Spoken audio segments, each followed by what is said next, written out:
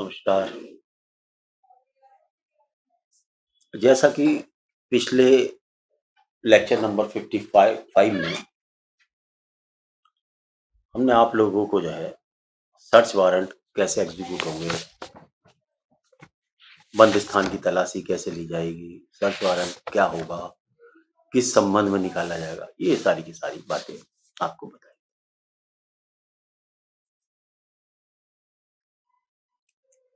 इसका जो 104 सेक्शन है, देखिए कई बार तो एक शब्द है जुरिडिक्शन। हमारे लॉ ने हर जगह का एक जुरिडिक्शन बताया है। थाने का जुरिडिक्शन है, मजिस्ट्रेट का जुरिडिक्शन है, ये सारे के सारे जुरिडिक्शन बताए हैं।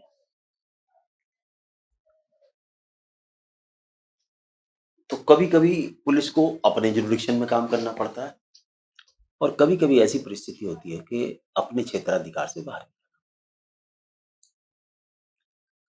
यदि कोई वारंट किसी व्यक्ति के लिए आउटसाइड द जुरिडिक्शन के लिए गया है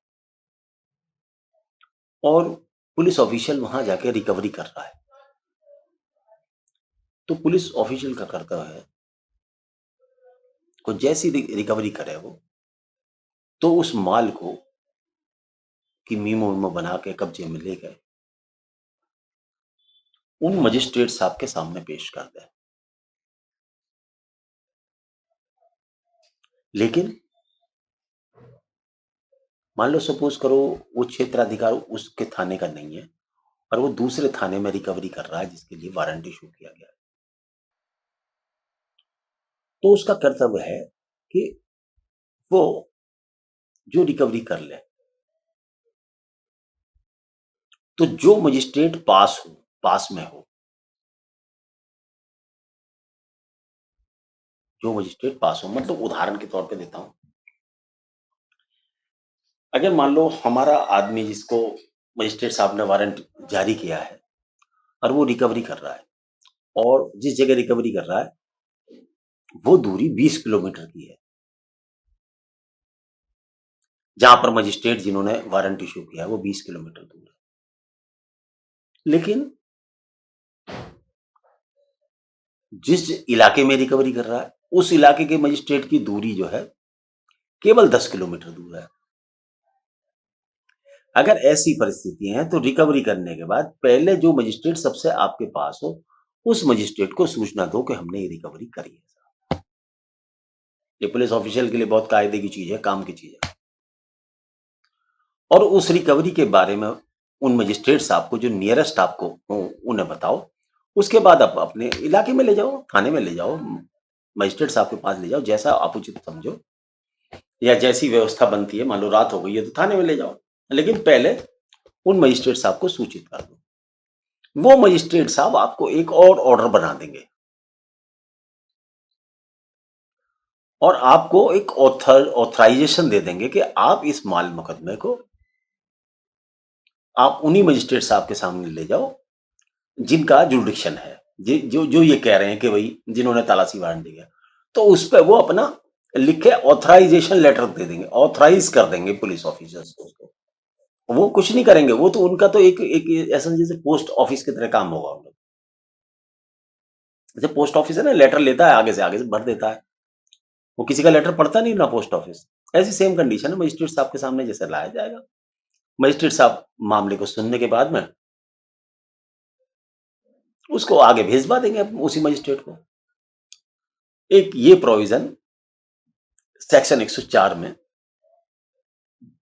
कहता है, इसका हेडिंग है disposal of things found in search beyond jurisdiction. जब वारंट का इस्तेमाल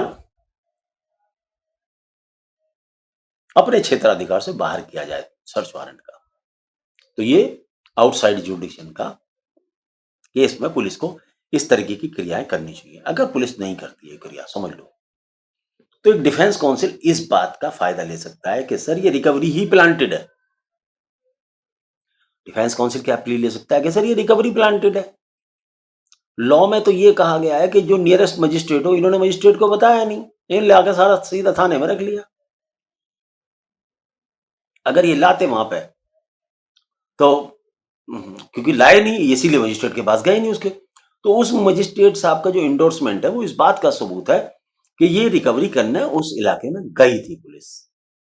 अर्थात मामला झूठा प्लांटिंग नहीं है, ये सेफगार्ड भी है और पुलिस की इन्वेस्टिगेशन की जेन्युइनिटी को भी शो करता है, अगर पुलिस इस तरीके से कार्य करती है जैसा इस सेक्शन 104 में लिखा है। तो नेक्स्ट चैप्टर चलते हैं, नेक्स्ट क्वेश्चन पढ़ते हैं। जितनी भी रिकवरी आप करेंगे, जितनी भी रिकवरी आप करेंगे, उनकी वीडियोग्राफी करेंगे, चाहे मोबाइल से बनाएं। जितनी भी रिकवरी आप करेंगे उसकी वीडियोग्राफी बनाएंगे, अगर किसी वारंट के अध्याय के अधीन।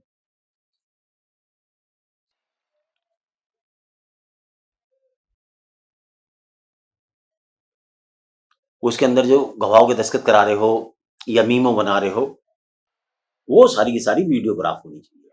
तो 105 इसको कहता है कि भाई वीडियोग्राफी करवाओ।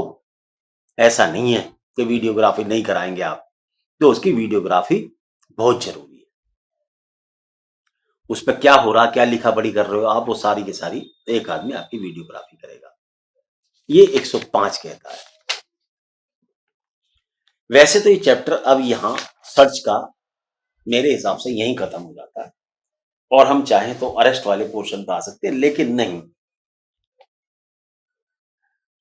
दिक्कत क्या है कि जो बात समझनी है वो उसे पूरी तरीके से समझा जाए, नहीं तो मामला अधूरा रह जाएगा।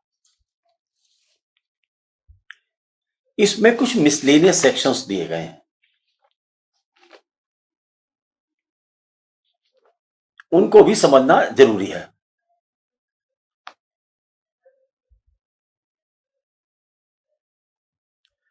सेक्शन 106 कहता है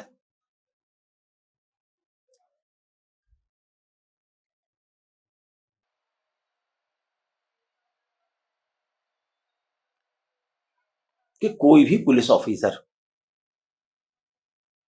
यदि उसको ऐसा लगता है कि कोई संपत्ति चोरी की है, तो वो उसको कब्जे में ले सकता है। यहां वारंट की भी आवश्यकता नहीं है। यहां क्या है, वारंट की भी आवश्यकता नहीं है। यदि वो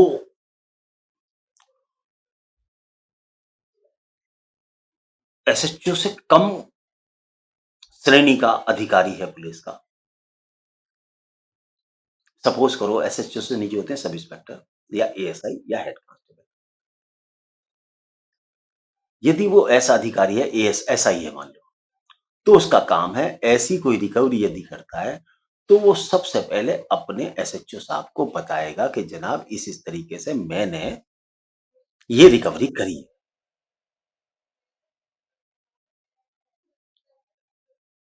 जैसी वो रिकवरी करेगा, उस रिकवरी को एसएचओ को बताने के साथ साथ वो उन मजिस्ट्रेट साहब के सामने ले जाके पेश करेगा। या पेश कर, प्रॉपर्टी ज्यादा बड़ी है और पेश नहीं की जा सकती, तो किसी ऐसे व्यक्ति के सुपुर्दगी में देगा, तो ऐसे व्यक्ति की सुपुर्दगी में देगा, उससे गारंटी लेके देगा कि वो जब कोर्ट को आवश्यकता पड़ेगी तो न्यायालय को में वो प्रॉपर्टी पेश कर देगा। लेकिन इस बात की भी सूचना कि किसी के हाथ में वो दे दी गई है, मजिस्ट्रेट को एक रिपोर्ट उसको भेजनी चाहिए। ये प्रोविजन है ये भी।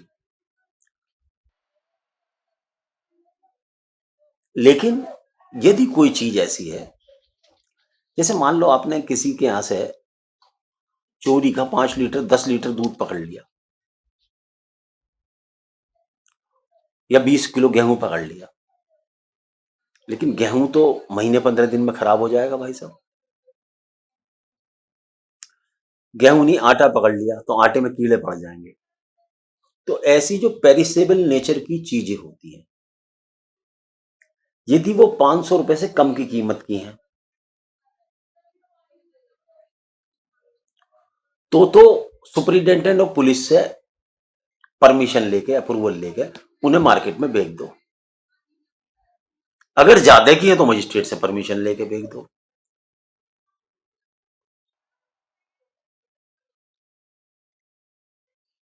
अर्थात उनकी नीलामी कर दो मजिस्ट्रेट साहब से, उससे एसएसपी साहब से परमिशन लेके, यदि वो 500 रुपए से ऊपर की प्रॉपर्टी है तो। नहीं, ऐसी संपत्ति का जिसका मूल्य 500 से कम है। अगर 500 रुपए से कम की है, ये रुपये रुपये बताओ, 500 रुपए आज के टाइम में क्या वैल्यू है? ये पता नहीं कौन से जमाने के ये रुपए, 500 रुपए, ये वो समझ रहे क्या अंग्रेजों के जमाने की चांदी। 500 का दूध तो पुलिस वैसे ही पड़ जाने देगी। अब बताओ, एसएसपी के पास देखो कितना बड़ा पद रखा। देखो कई बार ऐसी टेक्निकलिटीज की प्रॉब्लम्स जो है लॉ मेकर्स बना देते हैं कि इसमें कितनी टेक्निकलिटी। अब बताओ, इसकी सुपरिटेंडेंट साहब के पास जावे एक आदमी, तब जाके वो परमिशन लावे। अब सुपरिटेंडेंट साहब मान लो 5-10 लीटर, मान लो आजकल 70 रुपए लीटर दूध है। अब 10 लीटर दूध की परमिशन लेने के लिए वहां जाएगा, वो फटी जाएगा, दूध बिकेगा क्या वो? लेकिन लॉ कहता है ऐसा, तो हमें पालन करना पड़ेगा भाई साहब। सरकार को इस ओर ध्यान देना चाहिए कि कम से कम 20,000 की, 10,000 की प्रॉपर्टी है तो 500 रुपए से, ये पढ़ देता हूं आपको। Provided that where the property seize under section 1, ऊपर वाला जो सेक्शन है जहां मैंने चोरी के बारे में प्रॉपर्टी बताई है, चोरी की प्रॉपर्टी करते हैं। 1 is subject to the speedy and natural decay, speedy and natural decay, and if the person entitled to the possession of such property is unknown or absent and the value of the such property is less than 500 rupees, it may forthwith be sold by auction under the order of the superintendent of police. बताइए, 500 से कम की property, उसके लिए permission superintendent of police से।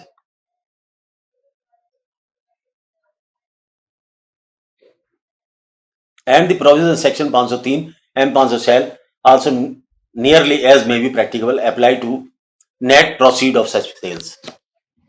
ये तो बाद के प्रोविजंस हैं, उसको अगर मालिक आ जाएगा तो उसे पैसे दे दिए जाएंगे। लेकिन ये बताया है कि पेरिसेबल नेचर की अगर कोई ऐसी प्रॉपर्टी 500 रुपए से कम की है तो उसकी जो है सेल जो है अप्रूवल लेकर एसडीएम इस सुपरिटेंडेंट ऑफ पुलिस से अप्रूवल जरूरी है उसकी नीलामी करने की।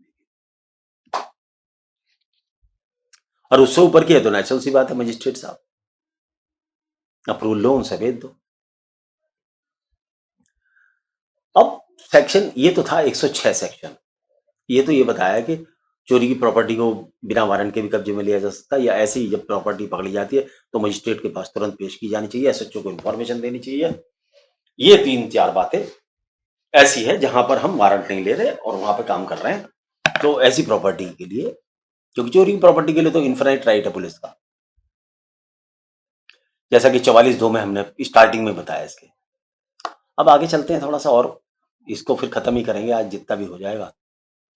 फिर अगला चैप्टर अरेस्ट है, ये भी देखो बहुत इंपॉर्टेंट चैप्टर है। हमें सीखना क्या है, इन्वेस्टिगेशन ही तो सीखना है। इन्वेस्टिगेशन में क्या है, सर्च और सीजर। भाई तो सेक्शन का ज्ञान और सर्च और सीजर है क्या, यही तो है दो चीजें, सर्च सीजर अरेस्ट। इन्वेस्टिगेशन है एक तो, और ट्रायल है। और इन्वेस्टिगेशन में सर्च और अरेस्ट, ये दो बातें हैं, उन्हीं को प्रूव करना है कोर्ट में, उन्हीं को सिद्ध करना है, उसी से संबंधित नियम है। भारतीय नागरिक सुरक्षा संहिता उन्हीं नियमों को डिफाइन करती है। तो अब ये बात है, जो ये जो प्रॉपर्टी, जो माल मुकदमा सर्च वारंट के बाद में कब्जे में लिया गया था,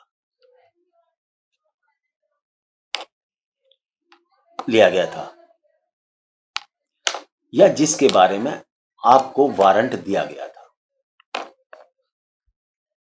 ऐसे में जब आदमी इन्वेस्टिगेशन करता है और वहां ये पता लगता है जो प्रॉपर्टी बरामद हुई। देखिए कुछ प्रॉपर्टी तो ऐसी है, देखो मान लो हमने कहा कि जाइए भाई इस आदमी से कट्टा बरामद कर लाइए। हमने जो एप्लीकेशन दी पुलिस को मुलजिम पकड़ने के बाद में, तो मुलजिम जज साहब को सामने पेश किया मजिस्ट्रेट को। मजिस्ट्रेट से कहा कि सर इसके घर की तलाशी लेनी है। सर ये कह रहा है कट्टा इसके यहाँ हो सकता है। इन्हें बताया, हम कट्टा लेने जाते हैं। अब वहां जब जाते हैं तो देखते हैं कि वो जो मुलजिम है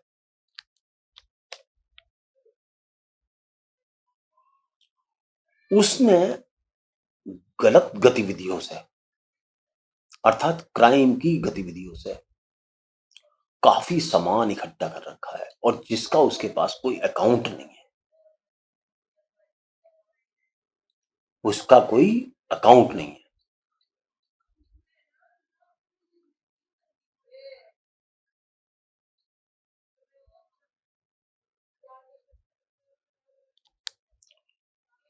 यदि पॉसिबिलिटी है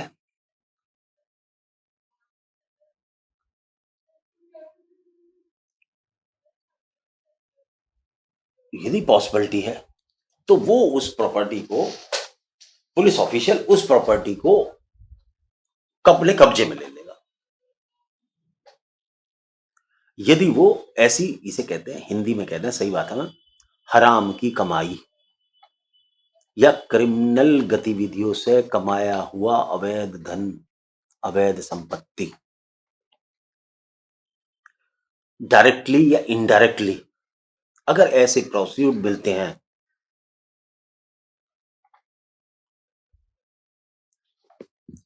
तो ऐसी संपत्ति की कुर्की के लिए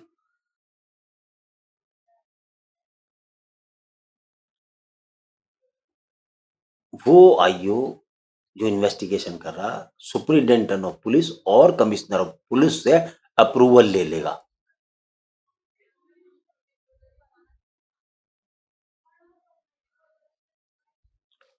अप्रूवल ले लेगा और अप्रूवल लेके एक एप्लीकेशन कोर्ट में लगाएगा मजिस्ट्रेट साहब के। दोबारा बता रहा हूं, यदि जब इन्वेस्टिगेशन करने आईओ गया है और सर्च वारंट उसके पास है और वो कहीं पर पहुंचता है और वहां पर उसी मुलजिम के जिसका इन्वेस्टिगेशन कर रहा है वहां कुछ ऐसी प्रॉपर्टी मिलती है जिससे पता लगता है कि मुलजिम एक नहीं पता नहीं कितनी वारदातों में इन्वॉल्व है और ऐसी हराम दौलत इसने इकट्ठी कर रखी है। मैंने हराम वर्ड इसलिए कहा ताकि आपकी समझ में आ जाए। कुछ वर्डों को अवैध, हराम से मतलब अवैध, इलीगल, जिसकी आय का आप ब्यौरा ना दे पाओ। शब्द स्टूडेंट को वो बताओ जो उसकी समझ में आ जाए। किताब से तो पढ़ ही लेगा क्या वर्ड है उसको, लेकिन वो लेमैन के भी समझ में आना चाहिए। अर्थात अगर कोई व्यक्ति बेईमानी की संपत्ति इकट्ठी करता है, ऐसी संपत्ति यदि उसके नोटिस में आती है किसी केस के इन्वेस्टिगेशन के संबंध में, तो वो इसकी सूचना सुपरिटेंडेंट ऑफ पुलिस और कमिश्नर ऑफ पुलिस को देगा और उनको बताएगा सारे माजरात और आईओ उनसे अप्रूवल लेने के बाद में एक एप्लीकेशन अपने मजिस्ट्रेट साहब के सामने लगाएगा कि सर इस प्रॉपर्टी को कुर्क कर लिया जाए, इस प्रॉपर्टी को कुर्क कर लिया जाए। तो देखिए ये बहुत अच्छा प्रोविजन है, वेरी नाइस प्रोविजन।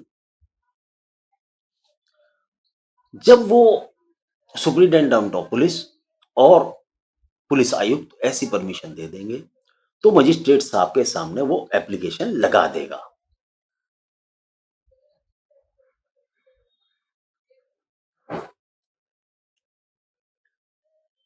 इसी सेक्शन का ये तो था 107 का फर्स्ट पैराग्राफ का नियम। इसके सब सेक्शन 2 का नियम ये है कि जैसी एप्लीकेशन लगाई जाएगी,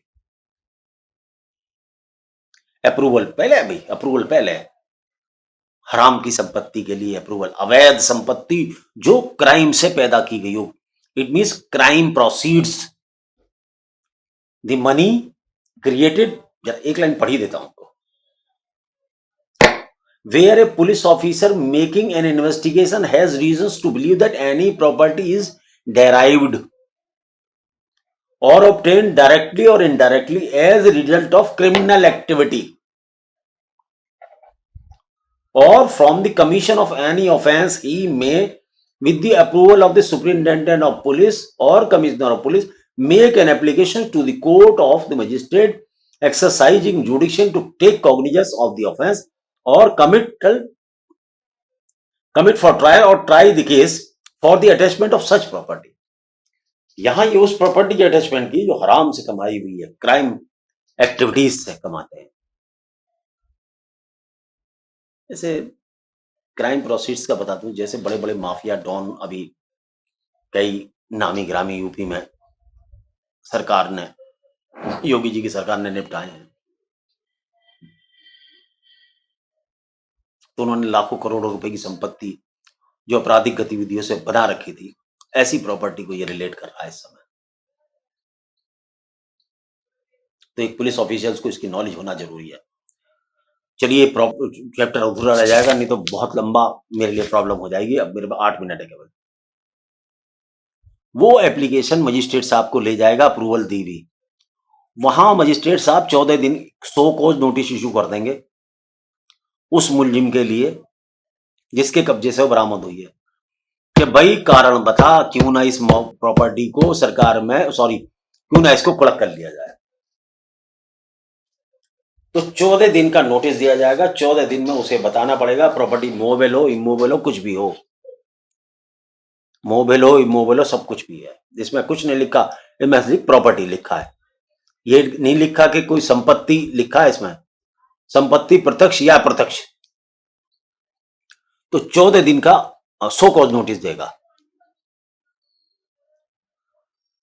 अच्छा, इसका अगला प्रोविजन, इसका तीसरा पैरा है। फिर वो जो सो कॉज नोटिस देगा वो उसके नाम से देगा जिसके नाम प्रॉपर्टी है, जो उसमें कब्जा लिए हुए है। लेकिन ये पता लगता है जिसका कब्जा है मालिक वो नहीं है, मालिक कोई और ही बैठा है जिसके नाम से है। तो दोनों को दिया जाएगा, दोनों को दी जाएगा इस नोटिस की, सो कॉज नोटिस की कॉपी। मजिस्ट्रेट ने जो ऑर्डर किया सो कॉज नोटिस, उस नोटिस को देने के बाद श्रीमान जी उस पर उस पार्टी को मुलजिम पार्टी को, सस्पेक्ट पार्टी को, जिसका माल कब्जे में लिया जाना, कुड़क किया जाना, उसे सुना जाएगा। उनके वकील साहिबान को सुना जाएगा और पुलिस को सुना जाएगा और पब्लिक प्रोसिक्यूटर को भी सुना जा सकता है।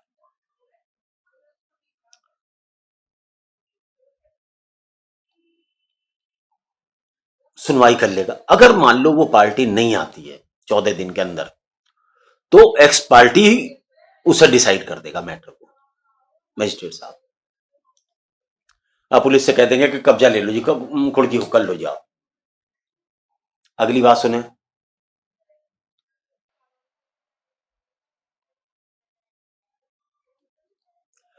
यदि मजिस्ट्रेट साहब को ऐसी एप्लीकेशन दी गई और मजिस्ट्रेट साहब सोचते हैं कि यार 14 दिन के अंदर कहीं ऐसा ना हो कि प्रॉपर्टी ऐसी हो कि वो खुर्द मुर्द कर दे, उठा के ले जा, बेईमानी कर ले, कहीं पे चुपका दे प्रॉपर्टी को, बेग भाग दे, तो मजिस्ट्रेट साहब ऐसा भी ऑर्डर दे सकते हैं कि आप जाइए, बिना ऑर्डर के कब्जे में ले लो, या उसको अटैचमेंट का ऑर्डर कर सकते हैं पुलिस की एप्लीकेशन पर ही, बिना उसे बुलवाए। अगर जल्दी का मामला है, इमरजेंसी में, ये भी पावर सेक्शन 4 देता है, 107 का सबसेक्शन 4 देता है।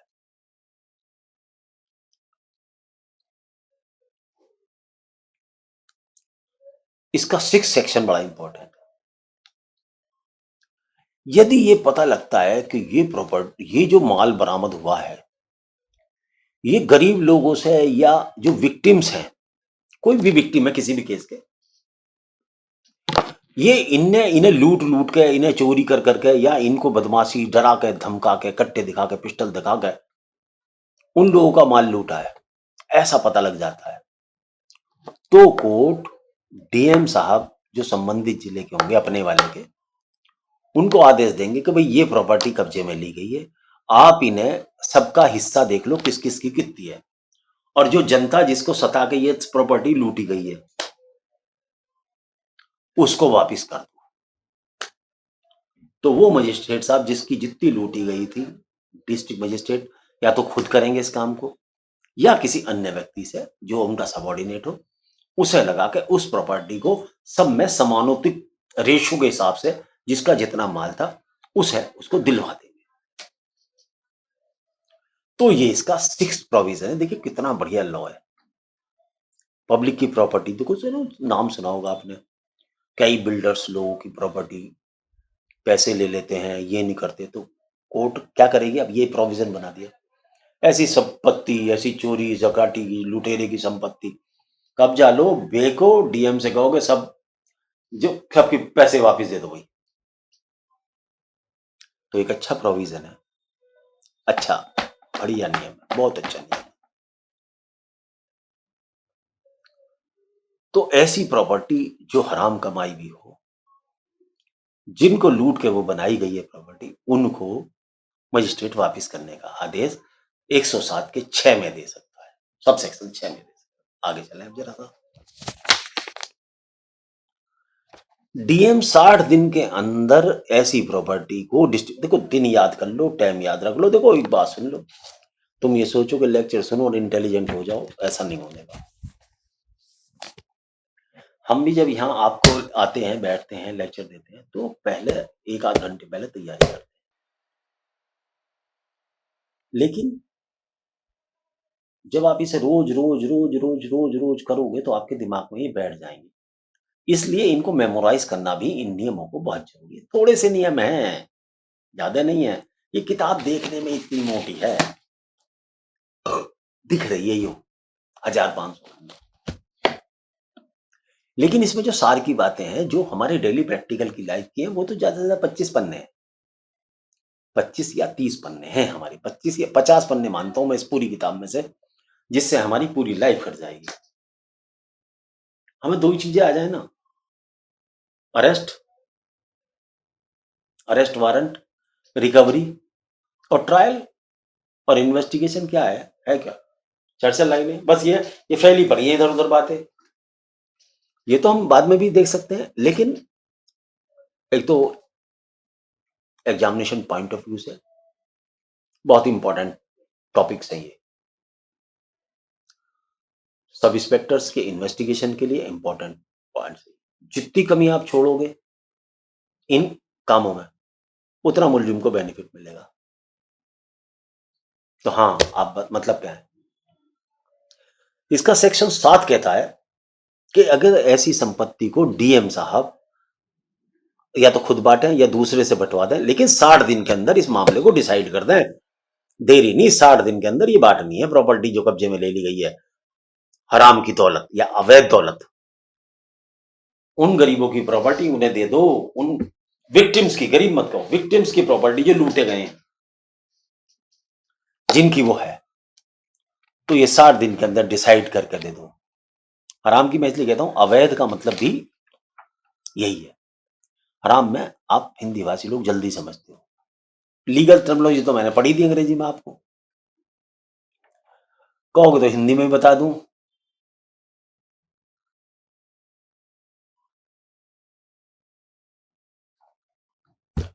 जब कोई पुलिस अधिकारी को अन्वेषण करते समय यह विश्वास करने का है कोई संपत्ति प्रत्यक्ष या अप्रत्यक्ष किसी अपराधी क्रियाकलाप के परिणाम स्वरूप या किसी अपराध से कारित करने से व्युत्पन्न होती है या प्राप्त की जाती है, बस यह है। अपराध से व्युत्पन्न होती है, उत्पन्न होती है, व्युत्पन्न लिखा है इसमें तो, या ड्राइव्ड होती है, उससे कमाई जाती है, बनाई जाती है। तो उस संपत्ति के बारे में ये नियम है। तो 60 दिन में डिसाइड करना है जनाब अली। अब रह गए 2 मिनट लेक्चर पूरा करने में। यदि इस संपत्ति का कोई क्लेमेंट ना मिले, जिनके लिए कहा भाई किसकी लूटी थी क्या लगी, तो ये प्रॉपर्टी स्टेट के अंदर फॉरफिट कर ली जाएगी, सरकार के हक में चली जाएगी। जिस प्रॉपर्टी का कोई वारिस नहीं उसका हमारी सरकार होती है। तो ये हमारी राज्य सरकार या सेंट्रल सरकार, जो भी गवर्नमेंट जिसका भी केस है, वहां पर ये प्रॉपर्टी मर्ज हो जाएगी या उसके द्वारा फोरफिट कर ली जाएगी या सरकार को ट्रांसफर हो जाएगी या सरकार के क्षेत्राधिकार में सरकार में संप्रत हो जाएगी। हिंदी शब्द है सरकार को संप्रत हो जाएगी, अंग्रेजी शब्द है फॉरफिट कर ली जाएगी सरकार के हक में। और ये सेक्शन अब से पूरा होने वाला, बस 1.5 लाइन में आपको फारिग करता हूं। सेक्शन 108 कहता है यदि कोई मजिस्ट्रेट कहता है कि मेरे सामने तलाशी ली जाए तो मजिस्ट्रेट साहब के सामने भी ऐसा सर्च वारंट एग्जीक्यूट किया जा सकता है। नेक्स्ट बात, जब 109 जब ऐसे दस्तावेज या ऐसी प्रॉपर्टी, ऐसे दस्तावेज या ऐसी प्रॉपर्टी, पढ़ देता हूं इसको सेंटेंस को मैं आपको, टाइम हो गया मेरा। 109 Any court may, if it thinks fit, impound any document or things produced before it under this संहिता। जब वारंट के एग्जीक्यूशन करी गई प्रॉपर्टी मजिस्ट्रेट साहब के सामने लाई जाती है और वो इन्वेस्टिगेशन और ट्रायल के लिए इंपॉर्टेंट है, तो उस व्यक्ति को कोर्ट इंपाउंड कर लेगी, अर्थात कोर्ट रोक लेगी ट्रायल इन्वेस्टिगेशन के लिए, ट्रायल के लिए। तो सेक्शन 109 में power of impounding of property by magistrate की पावर जो मजिस्ट्रेट साहब में वेस्टेड है, उस पावर को 109 बताती है। तो यहां आपका ये चैप्टर 9 खत्म होता है। ये खत्म होता है अरेस्ट सर्च वारंट का चैप्टर। सर्च वारंट के बाद अब हम आपको अगली बार जो अगला टॉपिक पढ़ाएंगे उसमें पढ़ाएंगे सेक्शन 57 लेक्चर, और वो होगा अरेस्ट से संबंधित। उसमें बताएंगे कि पुलिस किस तरीके से अरेस्ट कर सकती है, अरेस्ट के क्या नियम है, अरेस्ट क्या होती है, किन परिस्थितियों में अरेस्ट की जाती है। तो चलिए आज के लिए इतना ही। जय हिंद, जय भारत।